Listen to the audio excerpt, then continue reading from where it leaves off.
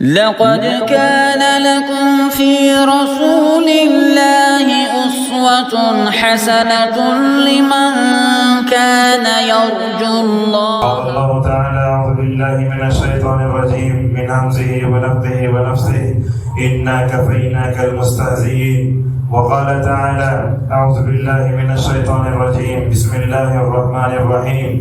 ألم نشرح لك صدرك ووضعنا عنك وزرك الذي أنقض ظهرك ورفعنا لك ذكرك فإن مع العسر يسرا إن مع العسر يسرا فإذا فرغت فانصب وإلى ربك فارغب.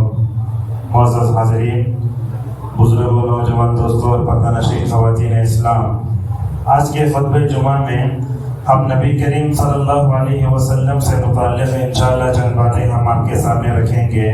معزز حاضرین، سب سے پہلے ہم نے قرآن کریم کے دو مختلف مقامات سے آیتیں پڑھی۔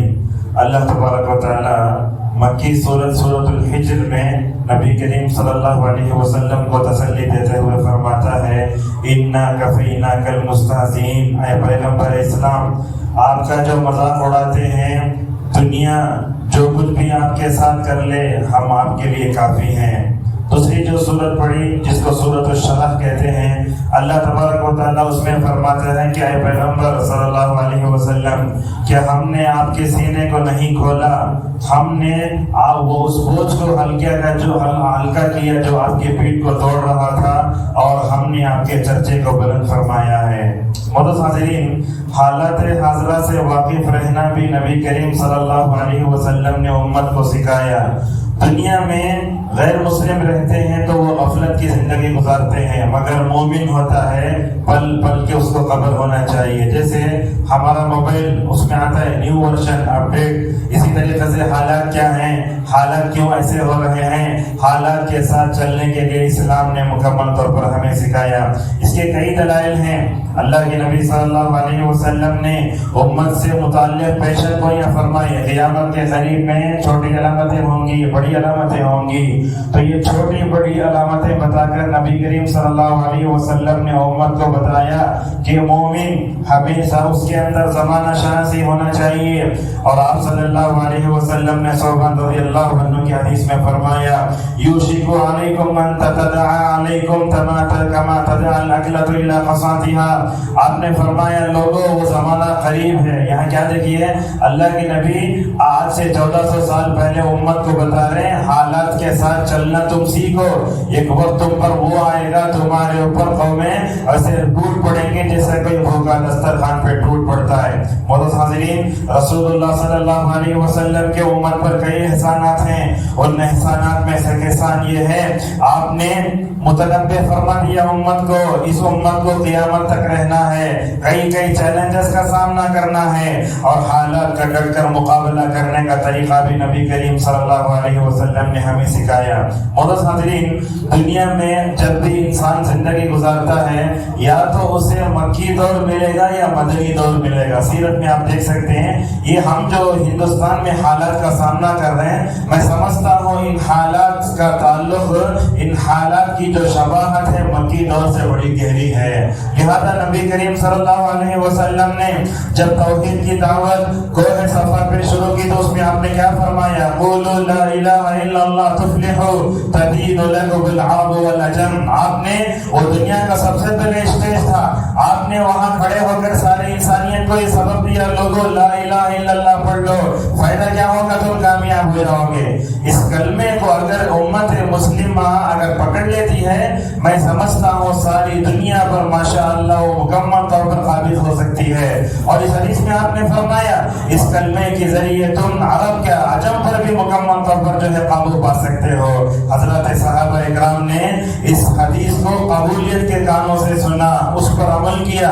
دیکھو اللہ کے نبی کیا فرماتے ہیں، مجھے مشرق و مغرب میں دکھایا گیا ہے کہ یہ اسلام مشرق میں بھی پھیلے گا، مغرب میں بھی پھیلے گا۔ ایسے ہی ہوا، حضرت صحابہ اکرام اس اسلام کو لے کر کہاں گئے۔ تاریخ حقائق سے معلوم ہوتا ہے کہ حضرت صحابہ اکرام اپنے دور میں ہندوستان بھی آئے تھے، تو یہ ہندوستان ہندوستان کے جو حالات چل رہے ہیں، مکی دورتوں کی صورتوں کو بار بار پڑھو. اللہ تبارک و تعالیٰ نے ان صورتوں میں کیا بات بتائی؟ کہا فاستقم کما امرت. اے اللہ کے نبی، مکی دور میں آپ کے لیے سب سے بہترین اگر کوئی چیز ہے تو وہ دین پر صبر و استقامت ہے. اسی لیے سورہ ہود کا مطالعہ کر کے دیکھیے، اللہ تبارک و تعالیٰ نے سورہ ہود میں نوح کا قصہ، ہود کا قصہ، صالح کا، شعیب کا، لوط کا، موسیٰ کا تذکرہ کرنے کے بعد آخر میں کیا فرمایا؟ وَكُلٌّ نَقُصُّ عَلَيْكَ مِنْ أَنْبَاءِ الرُّسُلِ مَا نُثَبِّتُ بِهِ فُؤَادَكَ. کہا کہ اللہ کے نبی یہ سارے قصے بیان کر کے ہم آپ کے دل کو مضبوط کرنا چاہتے ہیں مکی دور میں. تو ہندوستان کے موجودہ حالات میں بھی آپ ان تمام نبیوں کے اور خصوصاً نبی صلی اللہ علیہ وسلم کی مکی دور کی آیتیں پڑھ کر جینے کا حوصلہ سیکھو.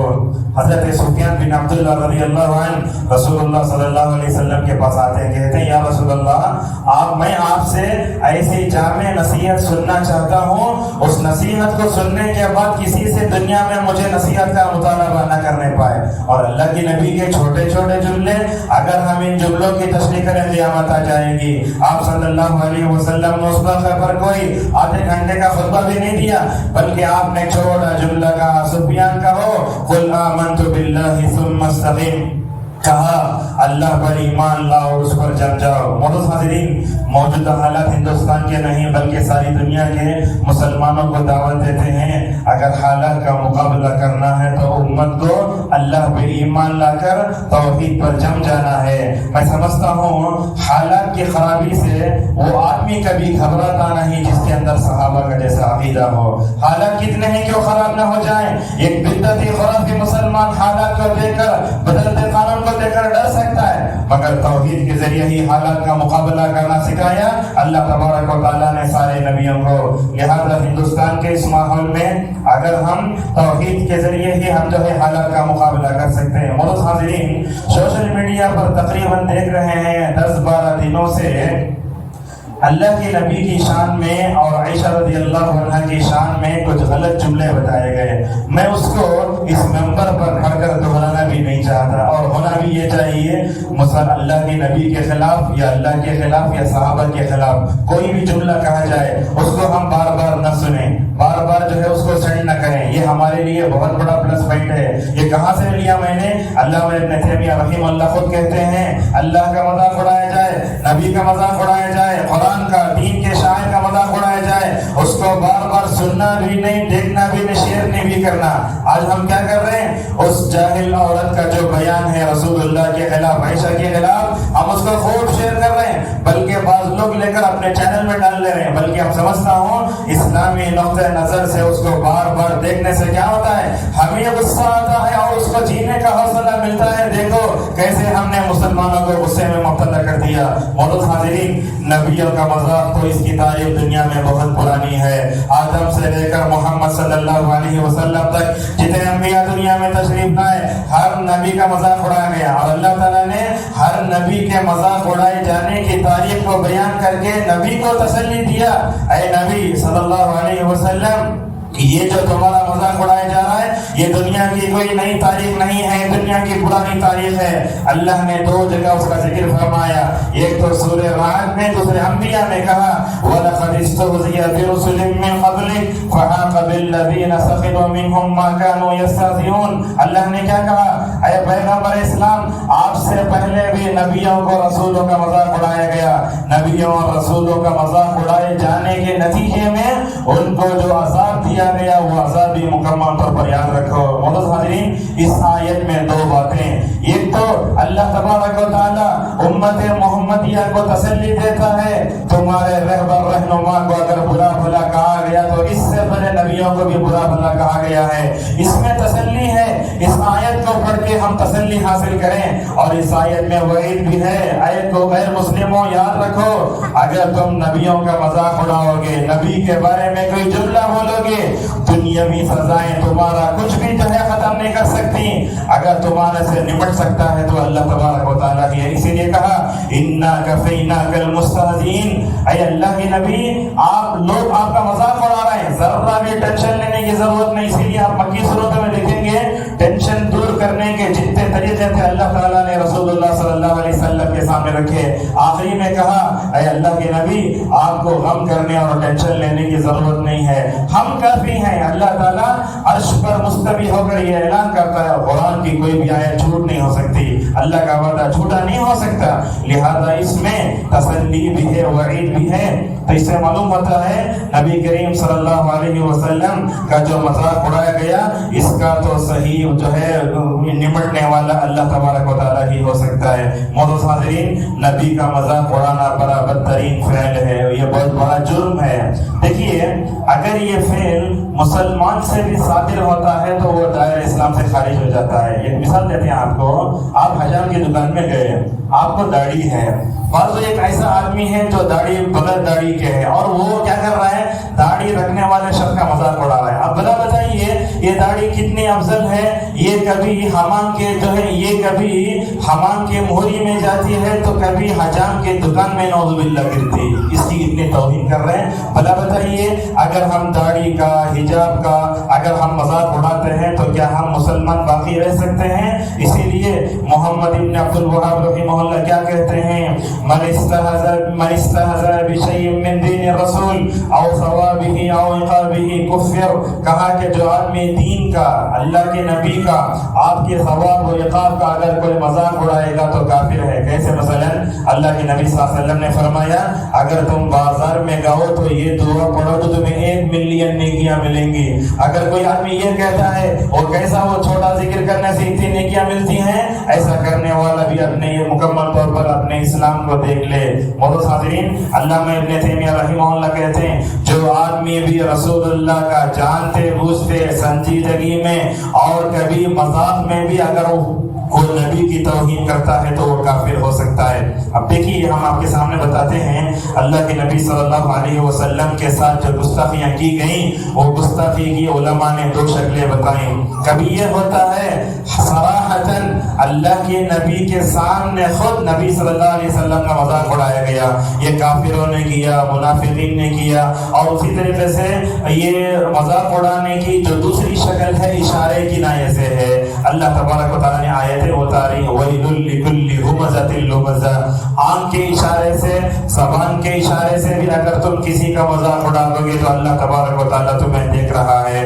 تاریخ کے ہر دور میں نبیوں کا مذاق اڑایا گیا اور مذاق بھی بڑے عجیب انداز سے اڑایا گیا۔ حضرت نوح علیہ السلام کو دیکھو، کشتی جب بنانے لگے تو لوگ آ کر کیا بولے، یہ کشتی کیوں ہے، یہ چلے گی کیسے؟ اور نبی سے بات کرنے کا طریقہ دیکھو، یا نوح قد جادلتنا فاکثرت جدالنا، اے نوح تو جھگڑالو ہے، کبھی آ کر بولتے شاعر ہے، کبھی آ کر بولتے تو جادوگر ہے، کبھی بولتے رہتی ہو تیرا دماغ خراب نہیں ہے۔ اگر میں آپ بیٹھے ہوئے لوگوں میں سے کسی کو اگر دیوانہ کہوں تو برداشت ہو سکتا ہے؟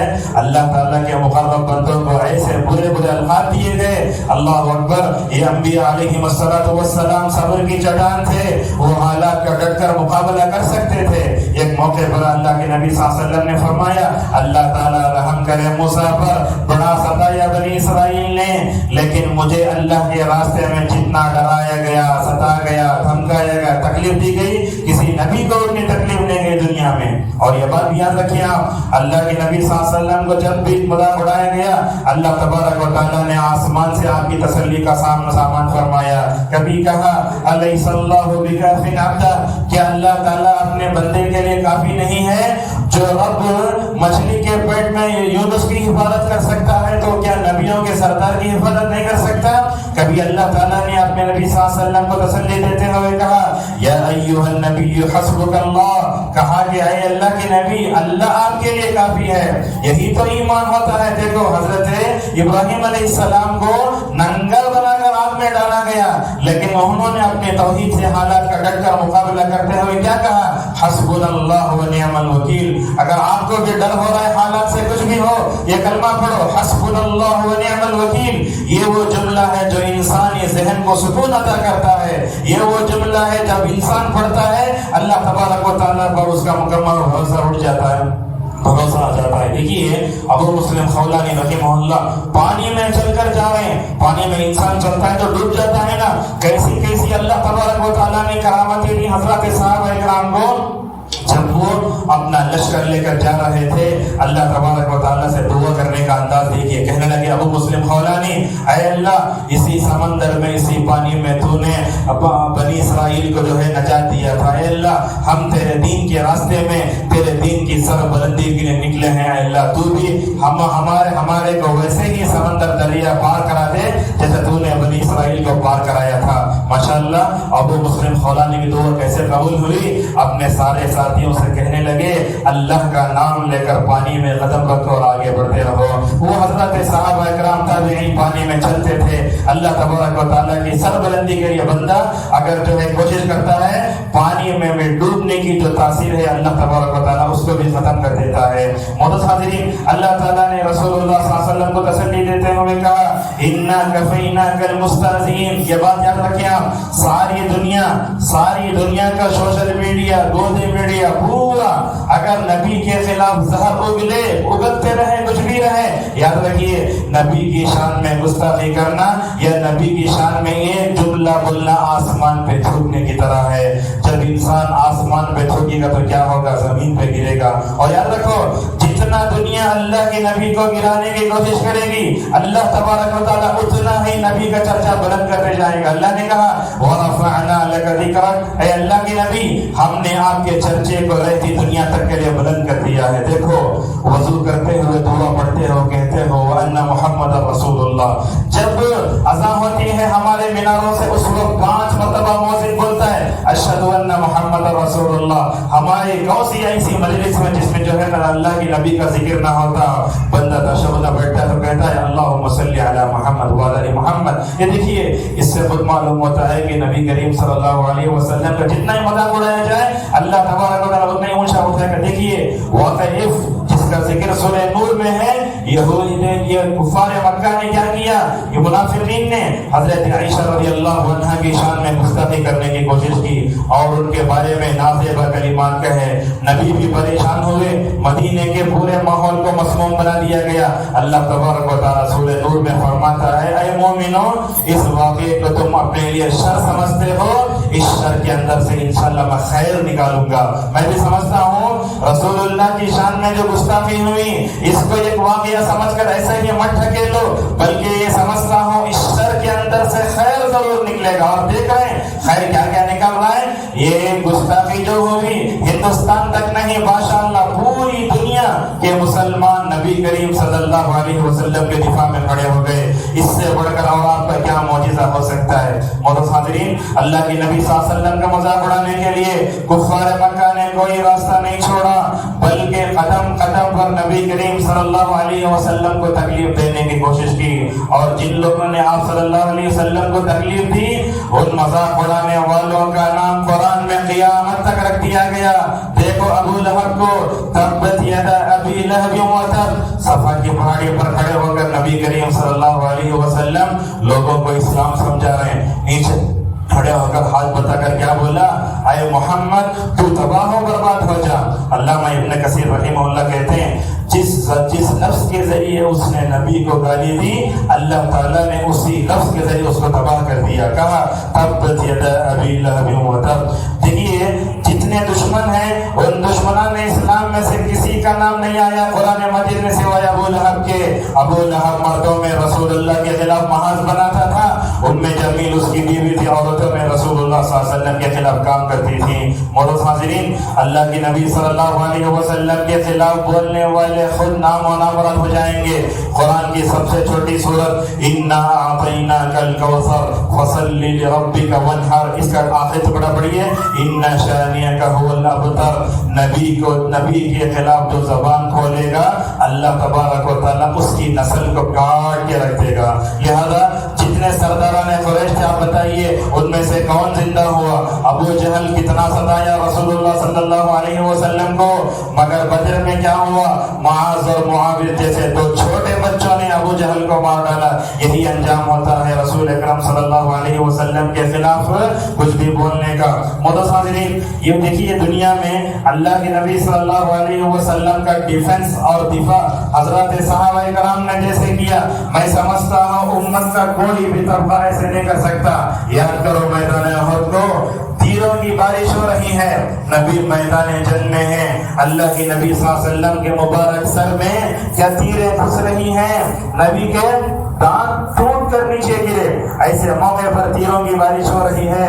حضرت ابو طلحہ رضی اللہ عنہ رسول اللہ صلی اللہ علیہ وسلم کے سامنے کھڑے ہو کر کہتے ہیں یا رسول اللہ تیروں کی بارش اگر ہو رہی ہے انشاءاللہ ہم آپ کو ذرہ برابر نقصان ہونے نہیں دیں گے۔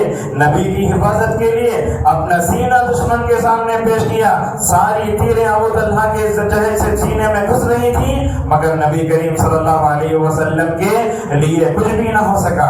اور جب خبیب کو جب پھانسی دینے کا وقت آیا تو لوگوں نے کیا کہا، اے خبیب اگر تمہاری جگہ محمد کو ہم پھانسی دے دیں تب تو کیا تم بچ سکتے ہو؟ تو کیا کہا خبیب رضی اللہ عنہ نے، اللہ کی قسم میں حضرت محمد صلی اللہ علیہ وسلم کے پیر میں کانٹا چبھنا بھی مجھے گوارا نہیں ہوتا۔ معزز حاضرین دیکھیے اللہ کے نبی صلی اللہ علیہ وسلم مکمل طور پر محفوظ رہا کرتے تھے۔ یہ دیکھیے مکی دور میں پوری حفاظت آپ صلی اللہ علیہ وسلم کے لیے، مکی دور میں حفاظت کا کوئی وعدہ نہیں، بولتے اردو میں جسے اللہ رکھے اسے کون چکے۔ مکی دور میں آپ صلی اللہ علیہ وسلم کیسے تھے؟ کیا ابو جہل آپ کا بگاڑ سکا؟ کیا ابو جہل ابو لہب بگاڑ سکا؟ نہیں۔ جس وقت ہجرت کرنا تھا سارے سرداران قریش بلکہ عرب کا ہر قبیلے کا نوجوان ننگی تلواریں لے کر نبی کریم صلی اللہ علیہ وسلم کے گھر کے اطراف میں کھڑے ہو جاتے ہیں۔ اگر آپ سے یہ کہیں مسجد علی ہے باہر میں پورے گلے کا کھڑے ہیں تو ہمارے دل کی دھڑکن تیز ہو جاتی۔ یہ کوثر ایمان دیکھو، ننگی تلواروں کے درمیان نبی کریم صلی اللہ علیہ وسلم ہے۔ اس وقت تک بھی اللہ تعالیٰ کی حفاظت کا وعدہ نہیں اترا تھا۔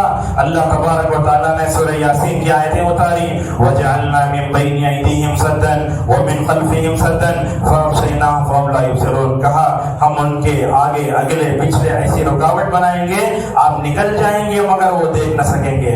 اس آیت کو پڑھتے ہوئے اللہ کے نبی ننگی تلواروں کے درمیان سے نکلتے ہیں۔ کہا جاتا ہے سارے سرداران قریش جو کھڑے تھے ان کے اوپر ایسی تاری ہوئی، سب تلوار لے کر ایسے ہی لڑک گئے۔ اللہ کے نبی ان تلواروں کے درمیان سے گزر کر ہجرت کا اپنا پورا سفر مکمل کرتے ہیں۔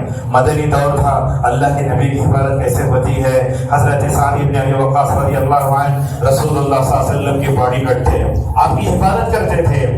ایک مرتبہ یہ آیت اتری واللہ یعصمک من الناس، کہا اللہ تعالیٰ آپ کی حفاظت فرمائے گا۔ مدنی دور میں اللہ تعالیٰ اپنے نبی کی حفاظت کا وعدہ فرماتا ہے۔ تو حضرت عائشہ رضی اللہ عنہا فرماتی ہیں یہ آیت اترتے ہی نبی کریم صلی اللہ علیہ وسلم اپنے کمرے کے باہر تشریف لائے، اور اللہ کے نبی کو اپنے رب کی حفاظت کے وعدے پر کتنا بھروسہ تھا، وہ بھروسہ ان الفاظ میں ہمیں سمجھ میں آتا ہے۔ آپ صلی اللہ علیہ وسلم نے حضرت سعد سے اور سارے لوگوں سے فرمایا یا ایھا الناس انصرفوا عنی فقد عصمنی اللہ، لوگوں اب تک جو میرے باڈی گارڈ تھے آج مجھے باڈی گارڈ کی ضرورت نہیں ہے، اللہ تعالیٰ نے میری حفاظت کا ذمہ لے لیا ہے، جو بھی باڈی گارڈ ہے مجھے چھوڑ کر چلے جائے۔ حضرت سعد بن ابی وقاص رضی اللہ عنہ رسول اللہ صلی اللہ علیہ وسلم کو چھوڑ کر مکمل طور پر اپنے گھر چلے گئے۔ ہم ایک مستقل خطبہ دے سکتے ہیں، اللہ تعالیٰ نے شروع سے لے کر آخر تک نبی کریم صلی اللہ علیہ وسلم کے قید حفاظت فرمائی۔ معزز حاضرین یہ دیکھیے نبی کا جو مذاق ہوتا ہے تاریخ کے ادوار میں الگ الگ انداز سے کیا گیا، کبھی آپ کی شخصیت کو مکمل طور پر جو ہے مذاق کا ذریعہ بنایا گیا، کبھی قرآن کو مذاق کا ذریعہ بنایا گیا، کبھی سنت رسول کو مذاق کا ذریعہ بنایا گیا، کبھی آپ صلی اللہ علیہ وسلم کی جو 11 شادیاں تھیں ان 11 شادیوں کو ذہن میں رکھ کر نعوذ باللہ نبی کریم صلی اللہ علیہ وسلم پر غلط جملے کیسے گئے۔ اللہ تبارک و تعالیٰ جزائے خیر دے علماء کو۔ دیکھو اگر مجھے کوئی گالی دے میری بیوی دفاع کرے گی، اگر آپ کو کوئی گالی دے آپ کا کوئی بھائی بہن ان کا دفاع کریں گے، ہوتا ہے نا، ذرا لڑائی شروع ہوتی ہے تو لوگ اٹھ کر ایک دوسرے کو مارنا شروع کر دیتے ہیں۔ ان علماء کو اللہ تبارک و تعالیٰ جزائے خیر دے، یہ علماء نے کیا کیا، ماضی میں جب بھی رسول اللہ صلی اللہ علیہ وسلم کے خلاف ماحول بنا، ماشاءاللہ ان علماء نے اپنے زبان سے جہاد کیا، اپنے قلم سے جہاد کیا، اور اللہ اکبر کبھی ضرورت پڑی تو تلوار بھی اٹھا کر مکمل طور پر اس کے خلاف جہاد فرمایا۔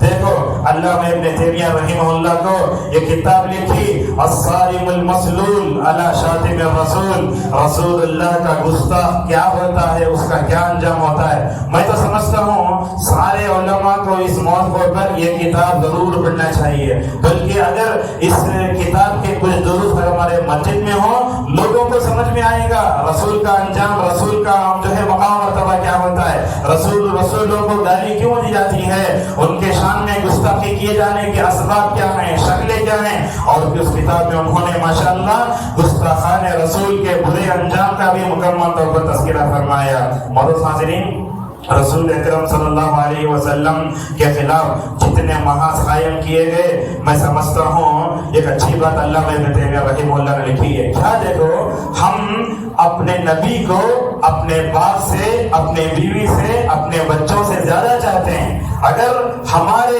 رہبر رہنما محمد صلی اللہ علیہ وسلم کو برا بھلا کہا جائے یہ ہم برداشت نہیں کر سکتے، بلکہ علامہ ابن تیمیہ رحمہ اللہ تو کہتے ہیں اگر اللہ کے نبی کے خلاف کوئی بھی جملہ کہا گیا مسلمانوں کے دلوں پر، زبان پر ایک بوجھ سا لگتا ہے۔ جب سے یہ واقعہ پیش ہوا ساروں کے دل خراب ہیں، اور ان گستاخیوں کو ذکر کرنا بھی سنگین جرم سمجھتے ہیں۔ جیسے میں نے خطبے کے شروع میں آپ کے سامنے کہا، مذاق پر مشتمل ویڈیو نہ دیکھیں، نہ پھیلائیں، نہ شیئر کریں، بلکہ مسلمانوں کو ان سے دور رہنا چاہیے۔ اگر آپ اس ویڈیو کو شیئر کرتے ہیں گویا اس گالی کو آپ مکمل طور پر آگے بڑھا رہے ہیں، مسلمان بار بار اس کو نہیں دیکھتا۔ معزز حاضرین، تاریخ کے حوالے سے کچھ باتیں اور بتا کے اپنی بات کو ختم کرتے ہیں۔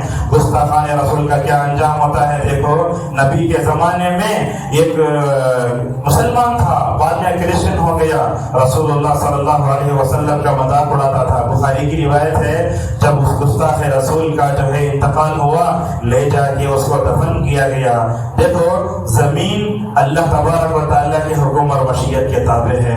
اللہ تبارک و تعالیٰ جو فیصلہ کرتا ہے وہی صحیح ہوتا ہے۔ شاید اللہ تبارک و تعالیٰ کو اس گستاخ رسول کو اندر چھپانا جو ہے پسند نہیں تھا۔ صحابہ کیا بولتے؟ جب بھی ہم اس کو دفن کرتے وہ لاش باہر آ کر گر جاتی۔ یہی انجام ہوتا ہے۔ گستاخان رسول کی دنیا بھی خراب، آخرت بھی خراب، اور عذاب میں تو بڑا جو ہے مکمل طور پر خبر ملے گی۔ اور اسی طرح جیسے میں نے کہا، ابو جہل کو تو چھوٹے بچوں نے مکمل طور پر جو ہے مار کر ختم کر دیا۔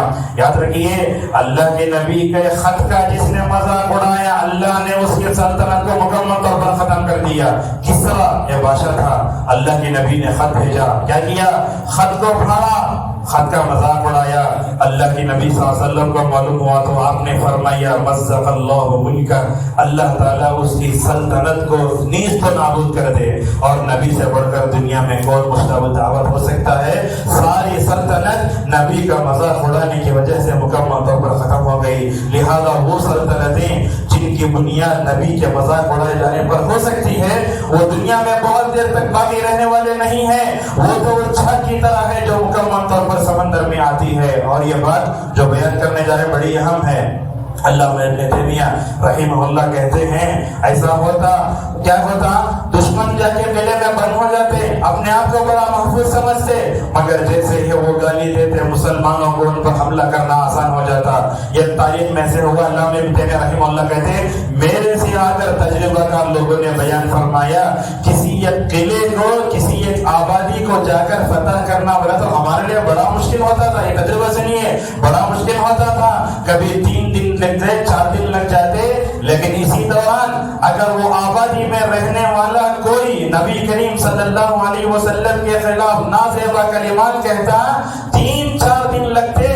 اس بدزبانی کی وجہ سے ماشاءاللہ اللہ تبارک و تعالیٰ قلعوں تک پہنچنا ہمارے لیے آسان فرما دیتا۔ میں سمجھتا ہوں یہ جو واقعہ پیش آیا ہے ہم سب کو بیدار کر رہا ہے اندھے سے۔ حالات کو سمجھ کر اپنے آپ کو مکمل طور پر تیار کرو۔ اور یہ بات یاد رکھیں آپ، ہندوستانی ماحول میں اس وقت نبی کے خلاف ہی نہیں، نبی کے ساتھ حضرت عائشہ رضی اللہ عنہا پہ الزام لگایا گیا۔ میں آپ سے پوچھتا ہوں اگر آپ کی کسی ماں کو برا بلا کہتا برداشت کریں گے؟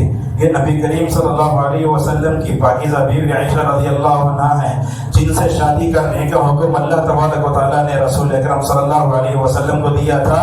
لہذا عائشہ سے اللہ کے نبی صلی اللہ علیہ وسلم کی شادی 6 سال کی عمر میں ہوئی تھی، رخصتی 9 سال کی عمر میں ہوئی تھی۔ یہ کمینی عورت اللہ کے نبی کو اور یہ دنیا کی سب سے پاکیزہ عالمہ فاضلہ فقیہ عورت کو برے انداز سے مکمل طور پر جو ہے گالیاں دیتی ہے۔ دیکھیے عائشہ کو گرانے کی کوشش کی، نبی کو گرانے کی کوشش کی، مگر اللہ تبارک و تعالیٰ نے نبی کا چرچا بھی اٹھایا اور عائشہ کو بھی مکمل طور پر دنیا کے لیے جو ہے بدل کر کے رکھ دیا۔ علامہ ابن کثیر رحمہ اللہ کیا کہتے ہیں؟ عائشہ کو منافقین نے گرانا چاہا، اللہ تعالیٰ نے 10 آیتیں سورہ نور کی اتاری اور یہ سورہ نور کی 10 آیتیں قیامت تک محرابوں میں پڑھی جاتی رہیں گی۔ معزز حاضرین، دیکھیے سارے عالم میں ہلچل پیدا ہوئی، مذہبی جو ہے بیانات ہوئے، بائیکاٹ کی خبریں بھی آئیں، اجتماعات بھی ہوئے، اور میں سمجھتا ہوں اس حالات کی وجہ سے ساری دنیا میں جو ہندوستان بدنام ہوا ہے بڑے بڑے خطرناک انداز سے ہوا ہے۔ خطبے کے آخری میں پیغام کیا ہے وہ بتا کر اپنی بات کو ختم کرتے ہیں۔ آج کے خطبے کا سب سے اہم پیغام ہے پوری دنیا اس نبی کے دفاع کے لیے کھڑے ہوئی، یہ بڑا قابل ستائش اقدام ہے۔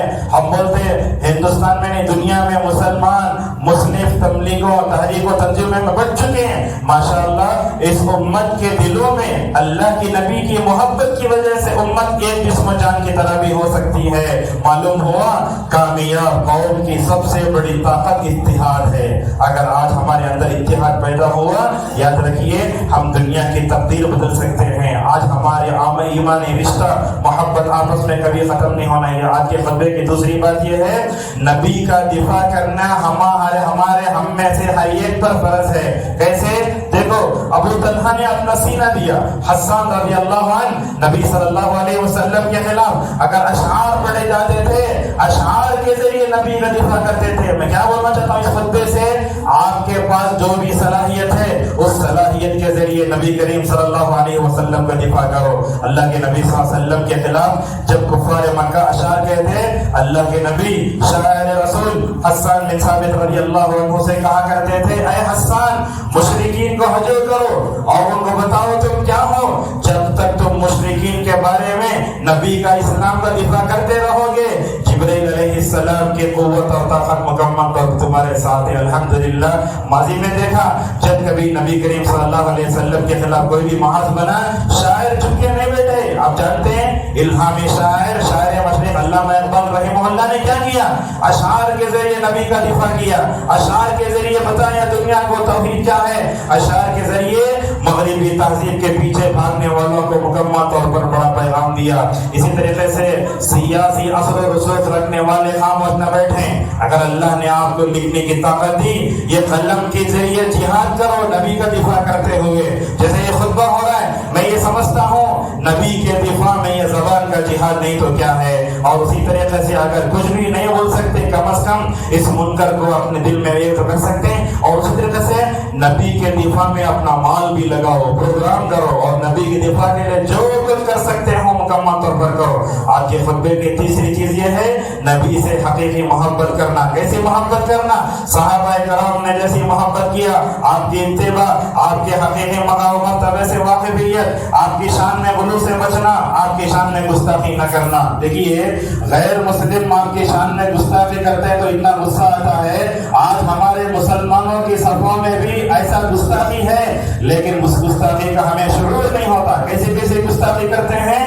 کبھی آپ کی احادیث کو رد کیا جاتا ہے، کبھی آپ صلی اللہ علیہ وسلم کی احادیث کو اپنی عقل کے بل بوتے پر سمجھنے کی کوشش کرتے ہیں، کبھی ہم آپ کی سنتوں کا مذاق اڑاتے ہیں، کبھی سنتوں کو معمولی سمجھتے ہیں، کبھی مسلمانوں کی صفوں میں یہ بولتے ہوئے کچھ لوگ بھی نظر آتے ہیں کہ رسول اللہ ہمارے لیے آئیڈیل نہیں۔ اللہ اکبر! اگر آئیڈیل نبی نہ ہو تو کون ہوں گے؟ اور اسی طریقے سے آپ کے آئیڈیل ہونے کے انکار کرتے ہوئے دنیاوی قوانین کو آئیڈیل بنا کے زندگی گزارنا یہ ایمان کے خطرے سے خالی نہیں۔ آج کے خطبے کی چوتھی چیز نبی صلی اللہ علیہ وسلم کے بے داغ سیرت کا مطالعہ کرنا۔ اللہ تعالیٰ نے رسول اللہ صلی اللہ علیہ وسلم کو کئی معجزات دیے، مگر علامہ ابن حزم رحمہ اللہ کیا کہتے ہیں؟ دیکھو اللہ تعالیٰ رسول اللہ صلی اللہ علیہ وسلم کو کوئی معجزہ نہ دیتا۔ آپ کی بیدار سیرت ہی خود معجزہ ہے۔ اللہ تعالیٰ نے آدم سے لے کر عیسیٰ تک جتنے اچھے اخلاق، جتنی ساری چیزیں تھیں، اللہ تعالیٰ نے رسول اللہ صلی اللہ علیہ وسلم میں جمع فرمائی۔ آپ کی سیرت کو پڑھو، انقلابی زندگی آئے گی۔ آپ کی سیرت کو پڑھو، ایمان میں اضافہ ہوگا۔ آپ کی سیرت پڑھنے سے جینے کا حوصلہ ملتا ہے، حالات سے ڈٹ کر رہنے کا مقابلہ ملتا ہے، بندوں کی روحانی تربیت ملتی ہے۔ یہ سیرت پڑھو، اور یہ سیرت کوئی ناول نہیں ہے، ایک دن پڑھو اور بند کر کے رکھ دو نہیں۔ یہ سیرت ایسی ہے، اس سیرت کا ذکر مسجد میں بھی ہونا، یہ ایسی باقاعدہ سیرت ہے جس سے ہمارے گھر کے ماحول کو بھی معطر کرنا چاہیے۔ میں اس خطبے سے پیغام دینا چاہتا ہوں، اگر آپ کے گھر میں الرحیق المختوم نہیں ہے، نبی کا دفاع کرتے ہوئے پہلی فرصت میں الرحیق المختوم خریدو، عربی کتاب، اردو کتاب، اور جو ہے مسجد میں سیرت کا بیان شروع کرو۔ اور یاد رکھو، ہمارے بچوں کے ذہنوں میں، عورتوں میں نبی کریم صلی اللہ علیہ وسلم کی سیرت سے محبت کرنا سکھاؤ۔ کیوں؟ اس لیے کہ آج کا نوجوان فلمی ستاروں کے پیچھے بھاگ رہا ہے۔ آج کا نوجوان کہاں بھاگ رہا ہے؟ کھلاڑیوں کے پیچھے بھاگ رہا ہے۔ اگر ہم ان کے ذہن کے جو ہے گولوں میں نبی کریم صلی اللہ علیہ وسلم کی سیرت رکھ دیتے، ابو بکر، عمر کون، حضرت عائشہ اور ام سلمہ کون، یہ بتا دیتے، یہ نوجوانوں میں یہ بگاڑ نہیں آتا۔ لہذا نوجوانوں کو، بچوں کو، عورتوں کو ان کے ذہن میں نبی کریم صلی اللہ علیہ وسلم کی، اور ایک بات یاد رکھیں آپ، یہ نبی کی سیرت جو ہے نا، اس سیرت کا عالمی انٹرنیشنل زبانوں میں ترجمہ بھی چاہیے، اور انگریزی، تمل، تیلگو، ملیالم، جس کے پاس جو سیرت کی کتاب ہے، مسلمانوں کو دو، غیر مسلم کو دو۔ یہ نبی جو آیا صرف مسلمانوں کا نبی نہیں ہے، یہ نبی سب کا ہے۔ اللہ نے کہا وَمَا أَرْسَلْنَاكَ إِلَّا رَحْمَةً لِّلْعَالَمِينَ، اور یہ بات یاد رکھو آپ، اللہ کے نبی صلی اللہ علیہ وسلم کوئی ہلکی شخصیت نہیں ہے، بلکہ بعض احادیث میں آتا ہے آپ صلی اللہ علیہ وسلم کے بارے میں فرشتے کیا کہتے ہیں؟ دیکھو، جب آپ کے دل کو نکال کر سونے کے تش میں رکھ کر زمزم سے دھویا جا رہا تھا، فرشتے ایک دوسرے سے کیا بولتے؟ دیکھو، نبی کو وزن کرو امت کے 10 افراد کے مقابلے میں، نبی کو وزن کرو امت کے 20 افراد کے مقابلے میں۔ بولتے بولتے آخر میں فرشتے ایک دوسرے کو کیا بولتے ہیں؟ اگر نبی صلی اللہ علیہ وسلم کو ایک پلڑے میں رکھو، اللہ اکبر، اور دوسرے پلڑے میں ساری امت کو رکھو، یہ اکیلا نبی پوری امت کا اکیلا مقابلہ کر سکتا ہے۔ جس نبی کی یہ شان ہو، یہ کمینی عورت اگر کود کر کہیں ٹوٹے میں کچھ لگ دیتی ہے، ہم کو مکمل طور پر جو ہے یہ پریشان نہیں ہونا چاہیے، اور مسلمانوں کو اللہ کے بارے میں حسن ظن رکھنا چاہیے۔ حالات خراب ہو رہے ہم کیا سوچ رہے ہیں کل کیا ہوگا؟ کچھ مسلمانوں کو ہم نے یہ بھی کہتے سنا، ہم کچھ اپنے زندگی میں اتنے پریشانیاں آتی ہیں، ہماری نسل اس ملک میں کیسے جیے گی؟ ویسے جیے گی جیسے ہمارے ماں باپ جیے تھے، ویسے جیے گی جیسے ہمارے باپ دادا دیے تھے۔ اور آخری بات ہے دعوت کا کام کرنا، برادران وطن تک یہ کام کرنا۔ دیکھو، نبی کی سیرت سے متعلق اگر برادران وطن کو مختلف زبانوں میں بتاتے، یہ ہمارے نبی کے بارے میں یہ غلط جملے نہیں بولتے، ہم نے اس نبی کی سیرت کو لوگوں تک نہیں پہنچایا۔ ہماری بیوی، ہمارے بچے، ہمارے مسلم نوجوان اگر سیرت کے بارے میں نہیں جانتے تو باہر والے کیسے جان سکتے ہیں؟ اور اسی طریقے سے رسول اکرم صلی اللہ علیہ وسلم کے بارے میں جتنی غلط فہمیاں ہیں، ان غلط فہمیوں کو دور کرنا ہماری اپنی ذمہ داری ہے۔ 2 منٹ ہیں۔ حضرت عائشہ رضی اللہ عنہا کی شادی رسول اللہ سے ہوتی ہے۔ حضرت عائشہ کی عمر 6 سال کی، رخصتی 9 سال کی۔ اگر آپ سے کوئی یہ پوچھے تو کیا آپ جواب دے سکتے ہیں؟ کیا آج عالم کے علاوہ کوئی غیر آدمی اس اعتراض کا جواب دے سکتا ہے؟ اس عورت نے تو یہی کہا تھا کہ رسول 6 یا 9 سال کی عمر سے لڑکی میں شادی کرتا ہے۔ اس کا جواب سنیے۔ پہلی بات تو یہ ہے، اللہ کے نبی نے 6 سال عائشہ سے شادی کی، نبی نے نہیں کی، اللہ کا حکم تھا، پہلا جواب ہے۔ دوسرا جواب یہ ہے، اللہ کے نبی صلی اللہ علیہ وسلم کے گھر کی جو حالت تھی، اگر اللہ کی قسم اگر ازواج مطہرات نہ ہوتی، ہماری عورتوں کو جینے کا طریقہ معلوم ہو سکتا تھا؟ نہیں ہو سکتا تھا۔ اور تیسری چیز، حضرت ابو بکر سے اللہ کے نبی بڑی محبت کرتے تھے۔ آپ نے عائشہ میں دیکھا، یہ کوئی معمولی عورت نہیں ہے، بڑی ذہین ہے، بڑی دیندار ہے۔ اللہ تعالیٰ نے حضرت عائشہ کو غضب کا حافظہ دیا۔ دیا ہے. اللہ کے نبی صلی اللہ علیہ وسلم نے آگے بڑھ کر ان کی شادی کی. اور ایک بات آخری بات کیا ہے, دیکھیے ہر جگہ ماحول کے حساب سے لڑکیاں بالغ الگ الگ ہوتی ہیں. ہندوستان میں کوئی عورت 14 سال میں اگر بالغ ہوئی, عرب کا ماحول گرم ہوتا ہے, وہاں کھجور ہے, وہاں کی گرمی الگ ہے. اگر کوئی لڑکی 9 سال کی عمر میں اگر بالغ ہو گئی تو غلط بات نہیں ہے. آج کل بھی ہو رہا ہے, ہماری کچھ بچیاں 10 سال میں بالغ ہو جاتی ہیں, 10-11 سال بالغ ہو جاتی ہیں. یہ کوئی غلط بات نہیں ہے, یہ عرب کا حال تھا, وہاں لڑکیاں جلد بالغ ہو جاتی تھیں. اور آخری بات یاد رکھیے, نعوذ باللہ نعوذ باللہ, رسول اللہ صلی اللہ علیہ وسلم اگر شہوت پسند ہوتے جیسے یہ کہتے ہیں, تو اللہ کے نبی کو دیکھو عین جوانی میں ایک بیوہ سے شادی کرنے کی ضرورت کیا تھی. اگر اللہ کے نبی شہوت پرست ہوتے کسی باقی لڑکی سے شادی کرتے. اور اللہ کے نبی کی 11 بیویوں میں عائشہ کے علاوہ سب بیوہ ہیں. آپ صلی اللہ علیہ وسلم نے ان عظیم مقاصد کے تحت مکمل طور پر نکاح فرمایا. خطبے کا خلاصہ یہ ہے, مومن جہاں کہیں بھی ہو حالات سے گھبرانا نہیں چاہیے. اللہ تعالیٰ پہ حسن ظن رکھو, اللہ کی بات مانو, رسول اللہ کی بات مانو, رسول اکرم صلی اللہ علیہ وسلم کی سیرت کا گہرائی سے مطالعہ کرو. اس ملک میں رہتے ہوئے امن و سلامتی کو باقی رکھنے کی کوشش کرو. جوش میں آنے سے کچھ بھی نہیں ہوگا, جذبات میں آنے سے کچھ نہیں ہوگا. اپنے اخلاق میں, اپنے کردار میں وزن پیدا کرو, جیسے اللہ کے نبی صلی اللہ علیہ وسلم اور ابو بکر مکے میں رہتے ہوئے مکے کا سب سے بہترین سرمایہ تھے. اس ملک میں رہتے ہوئے ہمیں ویسے اخلاق پیدا کرنا چاہیے. غیر مسلم میں بولنا یہاں کا مسلمان کا جو کردار ہے وہ مسلمان یہاں کا بہترین حصہ ہے. لہٰذا یہ اللہ کے نبی صلی اللہ علیہ وسلم کی شان میں جو گستاخی ہوئی ہے اس ویڈیو کو بار بار نہ دیکھیں, بار بار شیئر نہ کریں. کرنے کے کام ہیں جو کریں علماء سے رجوع کریں. اللہ تبارک و تعالیٰ سے ہماری دعا ہے کہ اللہ تعالیٰ ہم سب کو نبی کریم صلی اللہ علیہ وسلم سے حقیقی محبت کرنے کی توفیق نصیب فرمائے. حضرت صحابہ کرام جیسے نبی کریم صلی اللہ علیہ وسلم سے محبت کرتے تھے ویسے ہی ہمیں محبت کی توفیق عطا فرمائے. اللہ تعالیٰ ہم سب کو سیرت کو پڑھنے اور دوسروں تک پہنچانے کی توفیق عطا فرمائے. اللہ تعالیٰ ہم سب کو سیرت کے اس پیغام کو برادران وطن تک پہنچانے کی توفیق عطا فرمائے. اللہ تعالیٰ ہم سب کی حفاظت فرمائے, توفیق پر باقی رکھے. دنیا میں جب خاتمہ ہو لا الہ الا اللہ محمد رسول اللہ صلی اللہ علیہ وسلم پر ہو, وآخر دعوانا الحمد للہ رب العالمین.